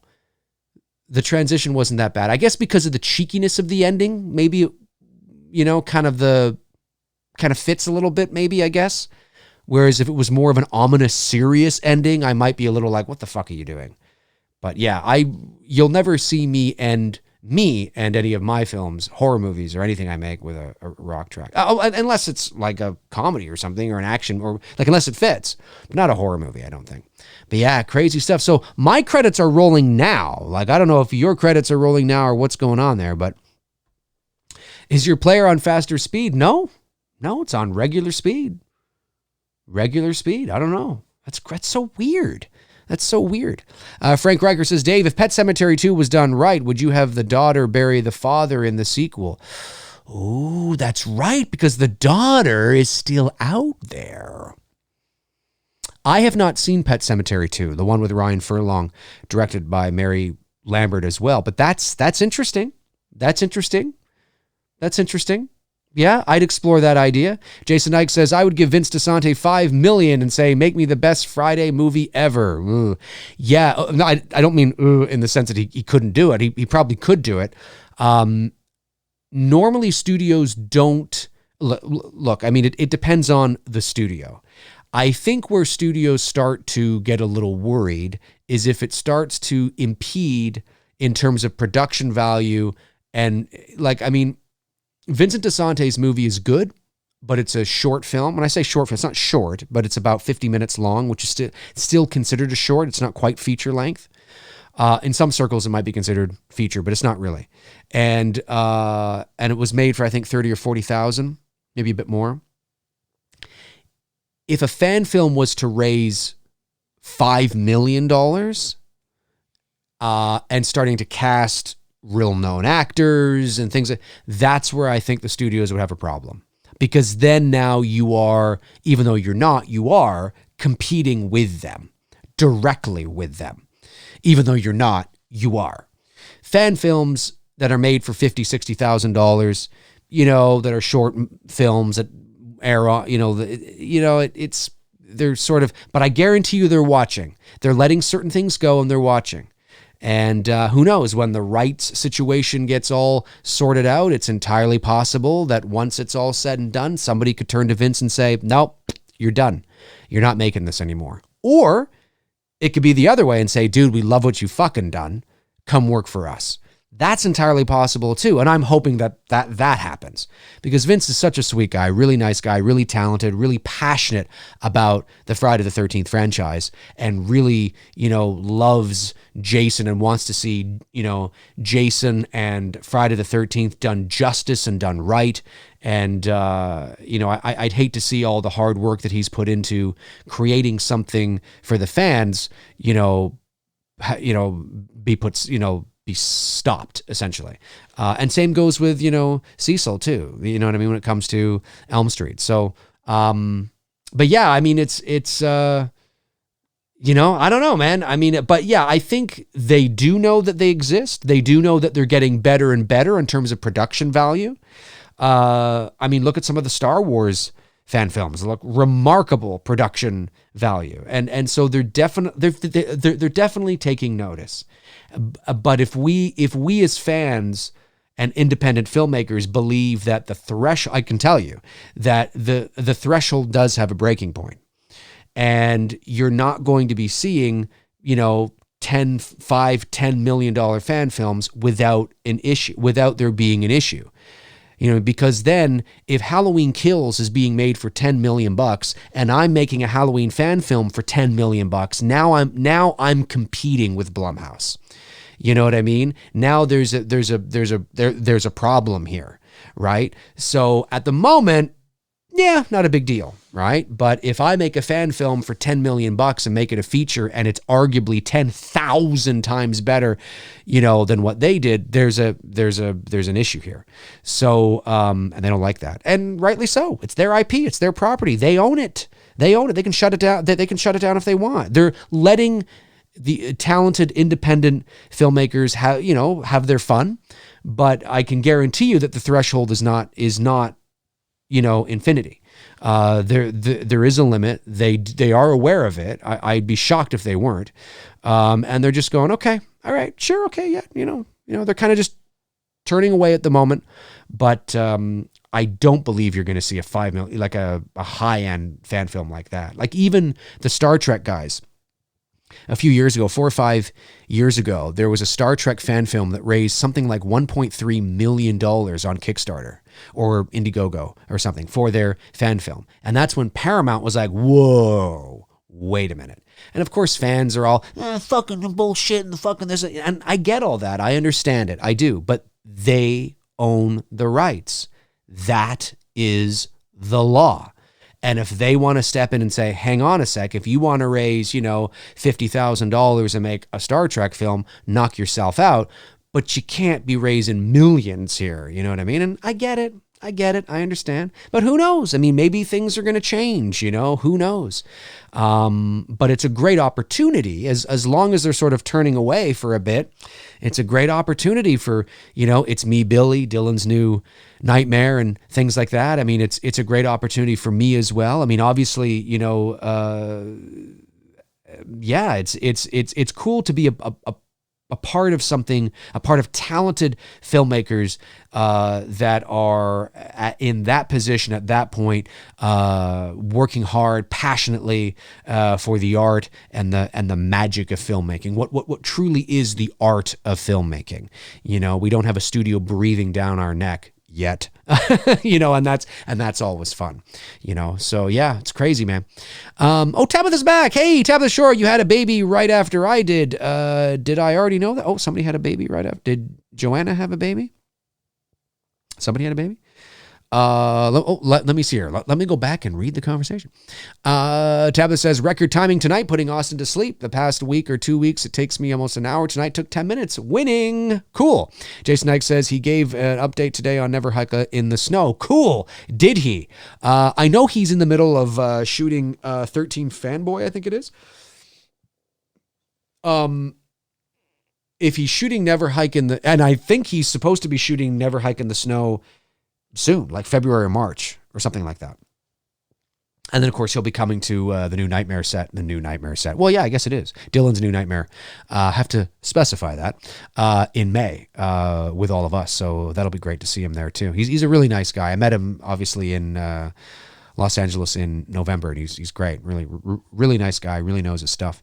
And then Frank says, I noticed, Tab. I got a 4-year-old and a 3-month-old. Oh, well, I didn't know that, Frank. You just had a new baby a couple of months, or did I know that? Maybe I did. Maybe I'm completely having a brain fart. But anyway, congratulations, Frank. I think that's awesome. Joanna from Canada says, random, on my Black Christmas DVD features, there's an old interview with Bob Clark in which he had told Carpenter that if he did make a sequel, he would have called it Halloween. Yes, I've heard that. The stipulations of the details of that and how much Bob Clark was being I have heard that. Whether it is exactly what Bob Clark says, I don't know. But Bob Clark and John Carpenter did know each other. That is a fact. John Carpenter did like Black Christmas. That is a fact. But I do know that we have to remember that a lot of what comes from Halloween also comes from Irwin Yablans. When I had a chance to talk to Irwin at the 40th anniversary convention, and it's in his book as well, he was the one that came up with the idea of Halloween. Now, whether Irwin and Bob Clark knew each other, I don't know. But as far as I know, and Mickey says this as well, that Irwin Yablans was the one who wanted to do a low-budget horror movie. And he liked he liked John Carpenter, and he liked his Assault on Precinct 13. So he got him to come on board. Carpenter agreed as long as he could have his name above the title, but they didn't have a title yet. And at that time, it was just The Babysitter Murders. And then Erwin Yablans thought, you know what, why don't we set it on Halloween? That would be kind of creepy. And since there's no movie called Halloween, let's call it Halloween. So I think the truth is somewhere in the middle. And what I mean by that is I think there were I think there's some coincidences. And I also think that maybe when Carpenter was writing the script, because Erwin Yablans didn't write the script, you see. When Carpenter was writing the script, maybe there was some influences from Black Christmas, but we also know that the story of young Michael came from when John Carpenter had visited like a psychiatric ward when he was in university, I believe. And he remembers seeing this young boy that was just sort of pale and emotionless, and that always stuck with him. And we know that sort of was that was part of his inspiration anyway for young Michael Myers. So, you know, I don't think it's as it's true what Bob Clark said. And I do believe that Clark probably had that conversation or some variation of that conversation with Carpenter. But whether it was a direct influence, I'm not sure. Maybe subconsciously. And I know that sounds like a bit of a cop-out, but maybe there is a bit of a subconscious influence there when Carpenter was writing the script. That's entirely possible as well. But there's no doubt that when you watch Black Christmas and you watch Halloween, there's influence there on some level, you know. But you got to give credit where, you know, credit is due, and a lot of that is Carpenter as well, right? I mean, you know, so, but I have heard that. Yeah, I have the same features, and it's interesting, you know. Yeah, interesting indeed. Very interesting. Jason Knight says he is shooting Never Hike in the Snow in February. He showed a pic of the truck. Sheriff Rick Colo will be... Oh, cool. Okay, all right. Well, February it is. There you go. Rick Michael says Never Hike in the Snow sounds awesome. Can't wait to see that. Yeah, I think Never Hike in the Snow is going to be shorter than Never Hike Alone. Never Hike in the Snow is also a prequel to Never Hike Alone, and I think it's going to be about 20 minutes, 25 maybe. And then he's got, I think, 3 other films that are direct sequels to Never Hike Alone, and those... I don't know. I think those might be 20 minutes too. I'm not sure. But those are going to tell the rest of the story about what happened after. So he's going back for Never Hike in the Snow, and then he's leapfrogging over Never Hike Alone, I believe, and then continuing the story. So that's going to be interesting. Going to be very interesting. Jason Knight says Jason Rising is going to be good too, I hope. Yeah, I've heard about that. I have to check out a trailer for that. Frank Riker says would still like Halloween if it was called The Babysitter Murder. Oh, for sure. Yeah. I mean, you can still have it set on Halloween and not call the movie Halloween. You know, I think at that time, Halloween was a perfect title for it because, you know, there was no movie with that title. I think there were movies that might have had Halloween in the title, but as far as I remember, I think Irwin had said that there was no movie just called Halloween, and he was stunned by that. He thought, no, there has to be. No. He's like, oh my God, that's brilliant. Well, let's use it. So I think that was the first. I think that was the first. Pretty crazy indeed. But anyway, guys, that is going to do it for me here on Saturday Movie Night, episode 16? Yes, episode 16. Wow, we've done 16 of these things. Amazing. Guys, I want to thank you for your support each and every month. I really appreciate it, as I say all the time, but I really do. Sincerely, without your support to the channel, we couldn't keep this channel going in the ways that we're doing it. And as you can see, continuing to evolve and build for the future as well. So I think that's just awesome. And if you're watching after the fact, folks, thanks for tuning in. I hope you enjoyed sitting down, watching Pet Sematary with me, and just having some fun shooting the shit and just hanging out like friends. This is always awesome. And I will be back Monday night with episode 50, 3 or 4 of Two Dudes and Some Bullshit. Tony, Michael, and I are watching Tremors. We're getting our bacon on with Kevin Bacon. We're watching Tremors, so make sure to tune into that. So, yeah, that's going to do it for me. So, in the meantime and in between time, have a great rest of your weekend, and I will talk to you guys soon. Alrighty. Take care, Jason and Tabitha and Joanna. I feel like it's Romper Room. I see Jason and Frank and Tabitha and Joanna and Rick and I don't think she ever said my name. I was very disappointed. Anyway, all right. I'll talk to you guys soon. Cheers.